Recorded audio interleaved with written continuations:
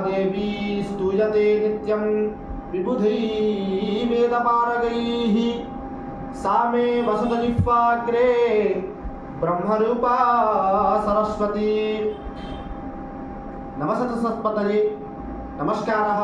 अहमस्मि नारायणः।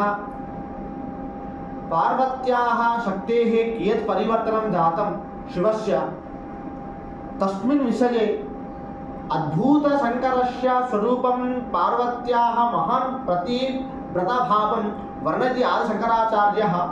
तस्मिन् विषये वच्मि। एकः श्लोकः विद्यते। चिताभस्मालेपाकरलवसनं दिक्पटधर जटाधारी कंठे भुजगपतिहारी पशुपतिः कपाली भूतेशात् भजति जगदीशैकपदवी भवानी तत्प्राणी ग्रहण परिपाटी फलमिदम्। चिताभस्मलेपः चितायां विद्यमान भस्मं कः लेपयति? सः चिताभस्मलेपः। यः भस्मे लिप्तं भवति, श्मशाने विद्यमानाः मृत्यानन्तरं भस्मं भवति, तत् भस्मं यः लेपयति वा तस्य भस्मे यः लिप्तं भवति सः चिताभस्मलेपः। गरलमपि भक्षणं करोति यः सः गरलमशनं। जटाधारी यः जटाजूटः भवति, नाम बृहत् केशाः वक्तुं शक्यते जटाजूटधारी। भुजगपतिहारी, भुजग नाम सर्पः, भुजगपतिहारी भुजङ्गानां पतिः यः अस्ति सः वासुकी, वासुकीमपि कंठे धारयति।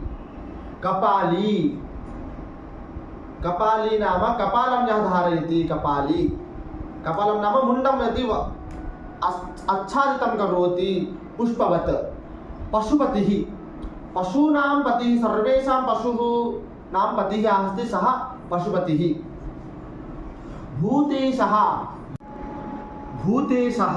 भूतेशः इत्युक्ते भूतानाम् ईशः भूतेशः। भूतप्रेतपिशाचगणादिकानां यः ईश्वरः सः भूतेशः। जगदीशैका पदवीं भजति, जगतः एकस्य ईश्वरस्य पदवीं प्राप्नोति। कथं प्राप्नोति इत्युक्ते भवानी इत्युक्ते का? भवानी पार्वती। त्वन्यग्रहण परिपाटी फलमिदं, तव अनुग्रहणस्य परिपाटी एव इदं फलं। तव कृपयाः एतादृशः परिवर्तनं प्राप्तवान् शिव। भगवान् शिवः बाह्यदृष्ट्या अत्यन्त विचित्रस्वरूपः दृश्यते। सः न रत्नालङ्कारैः न भूषितः, न सुवासितवस्त्रैः, किन्तु चिताभस्मं लिप्त्वा दिशामेव वस्त्रं कृत्वा सर्पां भूषणरूपेण धारयन् जटाजूटं बिभ्रत् श्मशाने वसन् भूतप्रेतपिशाचानां मध्ये रमणं क्रियते। एतावत् स्वरूपः भयानकः प्रतीतिः भवति।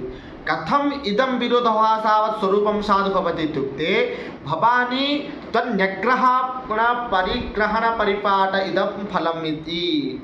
हे भवानी, तव अनुग्रह एव अस्य सर्वस्य मूलं कारणं। देवी भवानी परमेश्वरी शक्ति अस्ति, तस्याः कृपया विना ईश्वरः अपि शक्तिहीनः न भवति। शक्तेः अनुग्रहात् एव शिवः इति भवति। अतः तस्य बाह्यरूपं जडं वा उग्रं वा तदस्मिन् न किञ्चित् हानिर्न जायते।